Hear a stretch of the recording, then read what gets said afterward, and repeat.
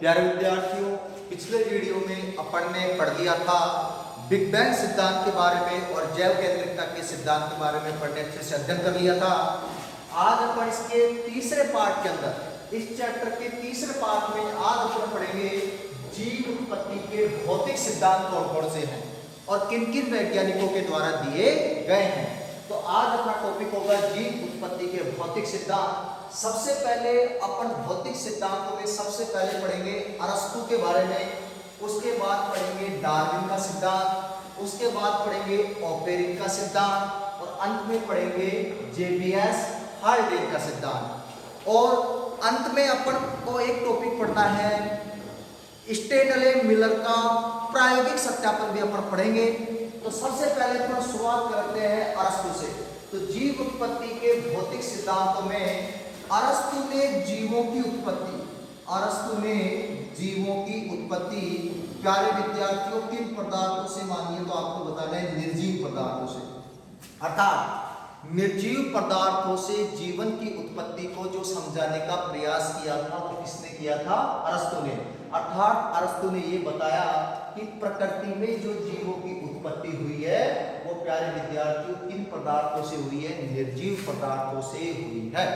जैसे प्रकृति के अंदर कीचड़ से मेंढक उत्पन्न हो गए, इसी प्रकार सड़ते पास से क्या उत्पन्न हो गई?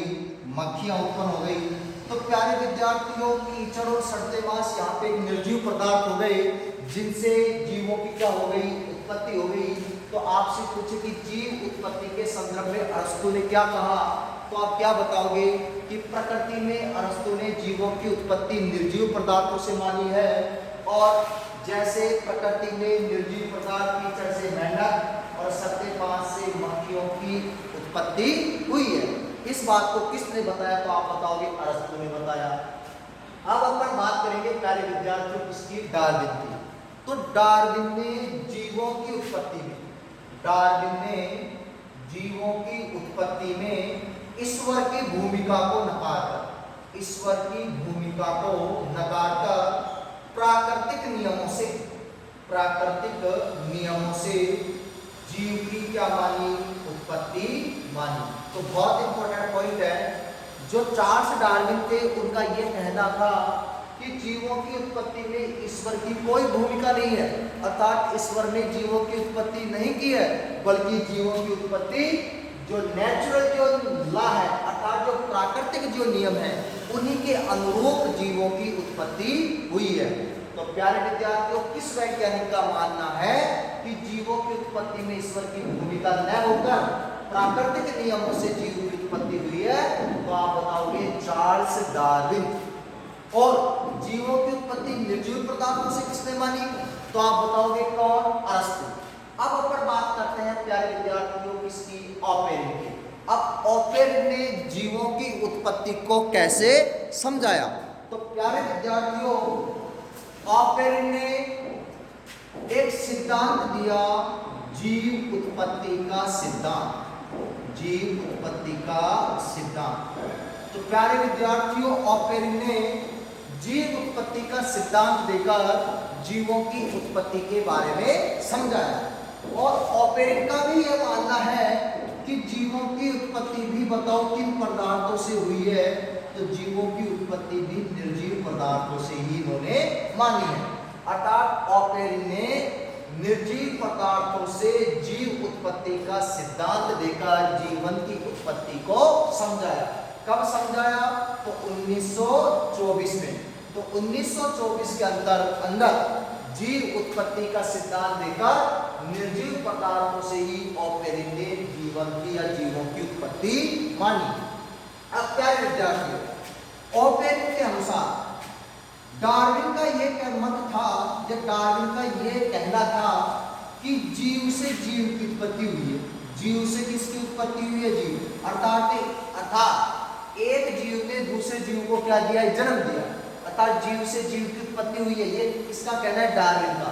तो ऑपेरिन ये मानते थे कि डार्विन का ये कथन सही है कि जीव से जीव की उत्पत्ति तो हुई है, लेकिन जो प्रथम जो जीव की उत्पत्ति हुई है वो प्यारे विद्यार्थियों कौन से पदार्थों से हुई है? तो वो हुई है निर्जीव पदार्थों से। अर्थात प्रथम जीव की जो उत्पत्ति हुई है वो निर्जीव पदार्थों से मानी। किसने? ऑपेरिन ने। तो ऑपेरिन ने 1924 में जीव उत्पत्ति का सिद्धांत दिया और निर्जीव पदार्थों से जीव की उत्पत्ति मानी।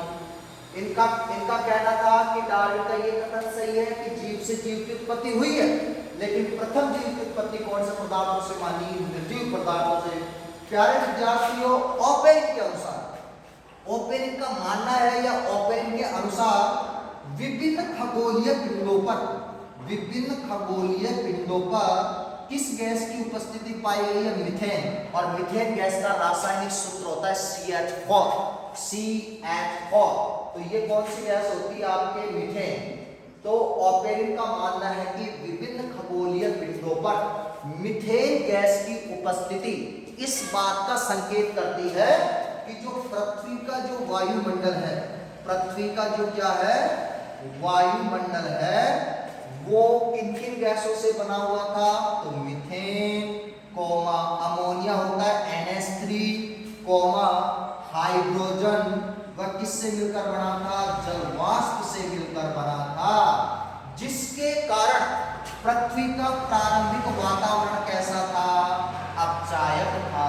प्यारे विद्यार्थियों, बहुत इंपॉर्टेंट बात है, ऑपेरिन के अनुसार विभिन्न खगोलीय पिंडों पर पाई गई मीथेन गैस इस बात का संकेत करती है कि पृथ्वी का जो वायुमंडल था उसमें भी मीथेन, NH3 होती है अमोनिया, H2 होती है हाइड्रोजन, व जलवाष्प आदि मौजूद थे, जिसके कारण पृथ्वी का प्रारंभिक वायुमंडल कैसा था?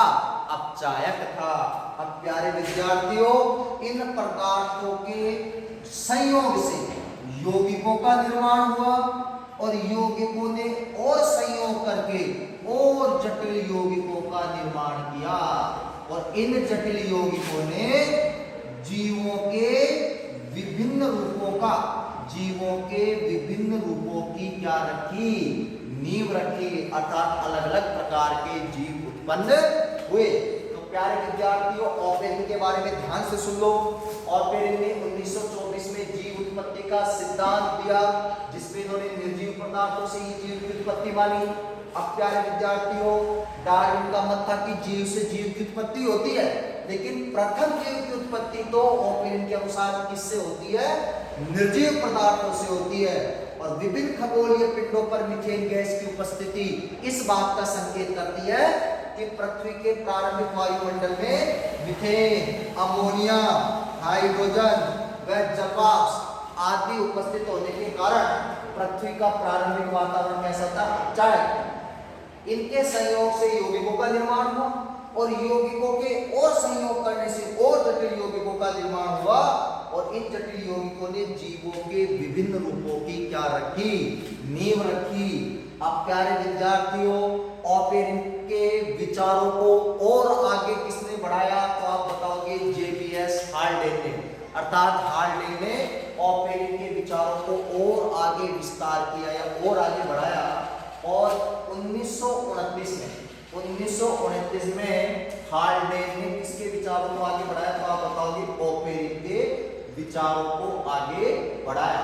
अब प्यारे विद्यार्थियों, हाल्डेन ने पृथ्वी की उत्पत्ति से लेकर और जो प्रथम संकेंद्रीय जीव है, प्रथम संकेंद्रीय जीव की उत्पत्ति को कुल कितने चरणों में बांट के समझाया? तो आप बताओगे 8 चरणों में बांट के समझाया। अर्थात 1929 में हाल्डेन ने ऑपेरिन के विचारों को आगे बढ़ाया। इन्होंने पृथ्वी की उत्पत्ति से लेकर प्रथम संकेंद्रीय जीव की उत्पत्ति को कुल कितने चरणों में बांट के समझाया? तो आप बताओगे 8 चरणों में बांट के समझाया। अब इसके कुछ मुख्य चरण वो क्या क्या थे वो अपन देखते हैं। सबसे पहला चरण यह था प्यारे विद्यार्थियों, जब पृथ्वी सूर्य से अलग हुई, तो सोचो सूर्य तो एक आग का गोला है, तो जब पृथ्वी सूर्य से अलग हुई तो पृथ्वी भी क्या थी? अत्यंत गर्म थी।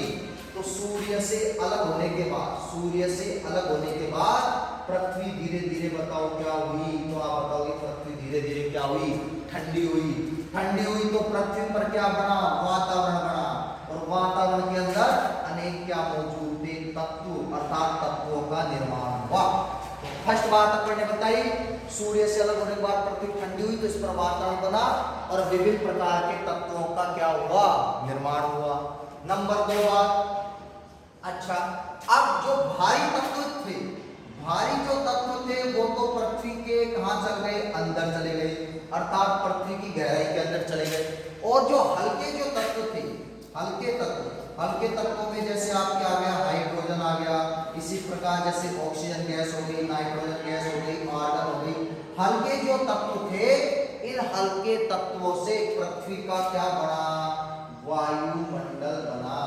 पृथ्वी का क्या बना, वायुमंडल। तो भारी तत्व पृथ्वी के अंदर चले गए और हल्के तत्वों से हाइड्रोजन, ऑक्सीजन, नाइट्रोजन, आर्गन, इनसे पृथ्वी का क्या बना, वायुमंडल। अब वायुमंडल में हाइड्रोजन की अधिकता होने से पृथ्वी का प्रारंभिक वातावरण कैसा होगा, अपचायक हो गई, अपन जानते हैं। अब नंबर 3 बात, वायुमंडल में मौजूद इन तत्वों के संयोग से अमोनिया वह किसका निर्माण हुआ, जलवाष्प का निर्माण हुआ। प्यारे विद्यार्थियों, अब जैसे अमोनिया, तो अमोनिया कैसे बनी, ये नाइट्रोजन गैस और ये आपकी कौन सी गैस है, हाइड्रोजन। तो हाइड्रोजन गैस होती है H2, तो N2 प्लस H2 की अभिक्रिया से बनती है, बताओ कौन सी गैस, अमोनिया, NH3। इसी प्रकार जलवाष्प आपका क्या हो गया, H2 हो गया, जल हो गया, तो ये हाइड्रोजन हो गया, और ये आपकी कौन सी गैस हो गई, ऑक्सीजन गैस हो गई। ये बताओ किसका निर्माण हो गया, जल का निर्माण हो गया। अर्थात जल के अणु सूत्र में हाइड्रोजन के 2 परमाणु और ऑक्सीजन का कितना परमाणु है, 1 परमाणु है। तो जल के निर्माण के लिए हाइड्रोजन और ऑक्सीजन गैस चाहिए अपन को, और अमोनिया के निर्माण के लिए नाइट्रोजन और कौन सी गैस चाहिए, हाइड्रोजन गैस चाहिए। तो अमोनिया व जलवाष्प किससे बने, तो हम बताएंगे कि जो पृथ्वी का जो वायुमंडल था, इस वायुमंडल में मौजूद हाइड्रोजन, ऑक्सीजन, नाइट्रोजन और आर्गन जैसी गैसों से अमोनिया व जलवाष्प का क्या हुआ, निर्माण हुआ। अब प्यारे विद्यार्थियों नंबर 4, इनके संयोग से पृथ्वी की सतह पर कुछ जटिल यौगिक बढ़े, जैसे शर्करा हो गई, इसी प्रकार एमिनो अम्ल हो गए, एमिनो अम्ल, इसी प्रकार ग्लिसरॉल आदि का निर्माण हुआ। लेकिन ये कैसे हुआ, तो आपको ये बताना है कि सूर्य के प्रकाश के कारण और विद्युत विसर्जन प्रभाव के कारण, सूर्य के प्रकाश और विद्युत विसर्जन प्रभाव के कारण पृथ्वी की सतह पे शर्करा, एमिनो अम्ल और ग्लिसरॉल आदि जटिल यौगिकों का निर्माण हुआ। और अंत में प्यारे विद्यार्थियों, इन जटिल यौगिकों के जल में विलय होने से, किसमें विलय होने से, जल में विलय होने से पृथ्वी पर पूर्व जैविक गर्म सूप बना, पूर्व जैविक गर्म सूप बना, जिससे जीवन का क्या हुआ, विकास हुआ। तो प्यारे विद्यार्थियों, हाल्डेन ने ऑपेरिन के विचारों को आगे बढ़ाया और 1929 के अंदर इन्होंने पृथ्वी की उत्पत्ति और प्रथम संकेंद्रीय जीव की उत्पत्ति को कुल 8 चरणों में बांट के समझाया, जिसमें से कुछ चरण ये थे। फर्स्ट नंबर पे जब पृथ्वी सूर्य से अलग हुई तो पृथ्वी ठंडी थी, इस पर धीरे धीरे वातावरण बना और अनेक प्रकार के तत्व बने। नंबर 2, भारी तत्व पृथ्वी के अंदर चले गए और हल्के तत्वों से पृथ्वी का वायुमंडल बना, जिनमें हाइड्रोजन, ऑक्सीजन, नाइट्रोजन, आर्गन जैसे महत्वपूर्ण तत्व थे। नंबर 3, इनके आपसी संयोग से अमोनिया जलवाष्प का निर्माण हुआ और इनके और अधिक संयोग करने से और विद्युत विसर्जन और सूर्य के प्रभाव के कारण पृथ्वी पर शर्करा, एमिनो अम्ल, ग्लिसरॉल जैसे जटिल यौगिकों का निर्माण हुआ और इन जटिल यौगिकों के जल में विलय होने से पृथ्वी पर पूर्व जैविक गर्म सूप बना। तो प्यारे विद्यार्थियों, ये हाल्डेन के विचार थे, लेकिन ऑपेरिन और जो हाल्डेन थे, इनके जो विचार, जो इनकी कल्पनाएं थी, इनका कोई प्रायोगिक सत्यापन नहीं था। और प्रायोगिक जो सत्यापन किया गया वो किया गया था प्यारे विद्यार्थियों स्टेनले मिलर, और स्टेनले मिलर ने 1953 के अंदर ऑपेरिन और हाल्डेन के जो सिद्धांत थे इनका क्या किया, प्रायोगिक सत्यापन किया और 1953 के अंदर एक विद्युत विसर्जन नामक उपकरण लेकर स्टेनले मिलर ने एक प्रायोगिक सत्यापन किया। तो स्टेनले मिलर का तो अपन प्रयोग जो देखेंगे वो नेक्स्ट वीडियो के अंदर देखेंगे। फिलहाल अपन ने देखे जीव उत्पत्ति के कौन से सिद्धांत, भौतिक सिद्धांत, तो अपन इनको एक बार दोबारा से रिपीट कर लेते हैं। तो जीव उत्पत्ति के भौतिक सिद्धांतों में सबसे पहले अपन ने बात की थी अरस्तु की, उसके बाद अपन ने बात की चार्ल्स डार्विन की, इसके बाद अपन ने बात की अलेक्जेंडर ऑपेरिन, पूरा नाम है अलेक्जेंडर ऑपेरिन, और इसके बाद अपन ने बात की थी जेबीएस हाल्डेन की। तो प्यारे विद्यार्थियों, जीवन की उत्पत्ति के संदर्भ में या जीवों की उत्पत्ति के संदर्भ में अरस्तु का यह मानना था कि जीवों की उत्पत्ति कौन से पदार्थों से हुई है, निर्जीव पदार्थों से हुई है। फॉर एग्जांपल, जैसे प्रकृति में निर्जीव पदार्थ कीचड़ से मेंढक बने, सड़ते मांस से मक्खियां उत्पन्न हुई। अब बात करते हैं अपन डार्विन, चार्ल्स डार्विन का क्या मानना है। तो चार्ल्स डार्विन का मानना है कि जीवों की उत्पत्ति में ईश्वर की भूमिका नहीं है, अर्थात ईश्वर या किसी अन्य शक्ति ने जीवों को नहीं बनाया, बल्कि प्राकृतिक नियमों से इन्होंने जीव की उत्पत्ति मानी है। तो सीधी सी बात हो गई कि जीवों की उत्पत्ति में ईश्वर की भूमिका को नकार कर प्राकृतिक नियमों से जीव की उत्पत्ति का जो सिद्धांत दिया वो चार्ल्स डार्विन ने दिया। इसके बाद अपन बात करते हैं, लेकिन प्यारे विद्यार्थियों, अरस्तु, डार्विन ये दार्शनिक वैज्ञानिक थे, ये इनके पास कोई वैज्ञानिकता के प्रमाण नहीं थे। इसके बाद पहली बार अलेक्जेंडर ऑपेरिन ने विस्तार से प्रथम जीव की उत्पत्ति को समझाने का प्रयास किया। तो ऑपेरिन ने 1924 में जीव उत्पत्ति का सिद्धांत दिया और निर्जीव पदार्थों से जीवन की उत्पत्ति मानी। इनका कहना था कि डार्विन ने कहा कि जीव से जीव की उत्पत्ति होती है। हाँ, यह बात सही है कि एक जीव दूसरे जीव को उत्पन्न कर सकता है, लेकिन प्रथम जीव की उत्पत्ति कैसे हुई? तो इन्होंने माना कि प्रथम जीव की उत्पत्ति निर्जीव पदार्थों से हुई। ऑपेरिन के अनुसार विभिन्न खगोलीय पिंडों पर मीथेन गैस की उपस्थिति थी, जो इस बात का संकेत करती है कि पृथ्वी का वायुमंडल भी मीथेन, अमोनिया, हाइड्रोजन और जवाब से मिलने के कारण कैसा था, चायक था, और इनसे विभिन्न प्रकार के यौगिकों का निर्माण हुआ। इन यौगिकों के संयोग से जटिल यौगिक बने और इन जटिल यौगिकों ने जीवन के विभिन्न रूपों की क्या रखी, नींव रखी, और अंत में अपन ने देखे थे जेबीएस हाल्डेन। तो प्यारे विद्यार्थियों, 1929 में ऑपेरिन के विचारों को आगे किसने बढ़ाया? हाल्डेन ने। और इन्होंने पृथ्वी की उत्पत्ति से लेकर पृथ्वी पर प्रथम संकेंद्रीय जीव की उत्पत्ति को कुल 8 चरणों में समझाया, जिसमें से कुछ चरण अपन देखते हैं। पहले चरण में यह बताया कि पृथ्वी सूर्य से अलग होने के बाद धीरे धीरे ठंडी हुई, इस पर वातावरण और अनेक तत्वों का निर्माण हुआ। नंबर 2, भारी जो तत्व थे वो पृथ्वी की गहराई में चले गए अंदर, और हल्के तत्व जैसे हाइड्रोजन, ऑक्सीजन, नाइट्रोजन, आर्गन आदि से पृथ्वी का वायुमंडल बना। अब वायुमंडल में मौजूद इन तत्वों के संयोग से अमोनिया व जलवाष्प आदि का निर्माण हुआ, और इनके संयोग से पृथ्वी की सतह पर शर्करा, कौन किस किस के कारण? इनके संयोग से तथा सूर्य के प्रकाश और विद्युत सर्जन प्रभाव के कारण शर्करा, एल्यूमिनियम, ग्लिसरॉल जैसे जटिल यौगिकों का निर्माण हुआ, और इन जटिल यौगिकों के जल में विलय होने से प्यारे विद्यार्थियों पृथ्वी पर पूर्ण जैविक गर्म सूत्र बना, जिससे जीवन का उद्भव हुआ। लेकिन ऑपेरिन और हाल्डेन के सिद्धांतों का कोई प्रायोगिक सत्यापन नहीं था। आगे चलकर 1953 में स्टेनले मिलर ने इनके सिद्धांत का प्रायोगिक सत्यापन किया। तो प्यारे विद्यार्थियों, नेक्स्ट वीडियो में अपन मिलेंगे स्टेनले मिलर के प्रयोग के साथ। तब तक के लिए गुड बाय।